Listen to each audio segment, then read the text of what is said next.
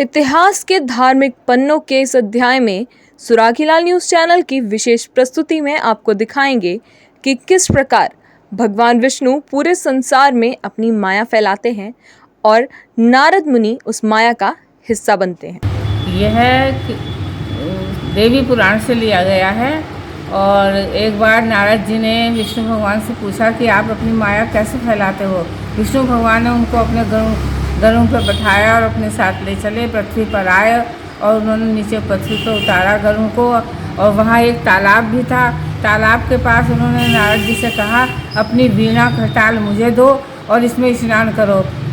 नारद जी ने जब उसमें स्नान करा तालाब में और जब ऊपर आए उठ के वो तालाब से, तो उन्होंने देखा कि वो तो एक स्त्री के रूप में हो गए हैं और भगवान जो है अपनी नारद जी की वीणा लेके ऊपर को उड़े चले जा रहे हैं। वो बड़े संकट में हो गए। उन्होंने सोचा मुझे क्या हो गया, लेकिन क्षण भर में वो भूल गए।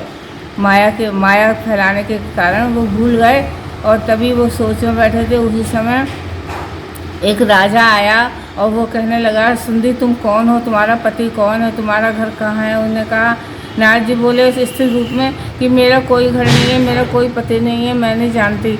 तो राजा उसे अपने महल में ले गए, उसके साथ शादी कर ली। वहाँ पे बहुत से उसके लड़के लड़कियाँ हुए, पोती पोते हुए, बहुत बड़ा ख़ानदान उसका हुआ।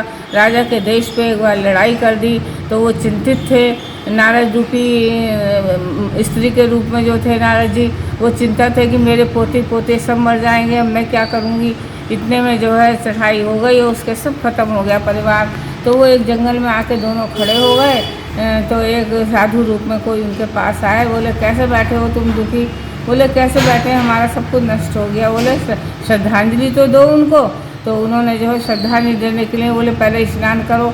तो जैसे ही पहले स्नान कराया नारद जी को, नारद रूपी स्त्री को स्नान कराया, तभी जो है वो नारद जी के रूप में आ गए और विष्णु भगवान जो है उनको अपने साथ ले गए। उन्होंने बताया इस प्रकार वो अपनी माया फैलाते हैं। उत्तराखंड की खबरों से जुड़े रहने के लिए आप हमें सभी सोशल मीडिया प्लेटफॉर्म्स पर सब्सक्राइब, लाइक और फॉलो कर सकते हैं। धन्यवाद।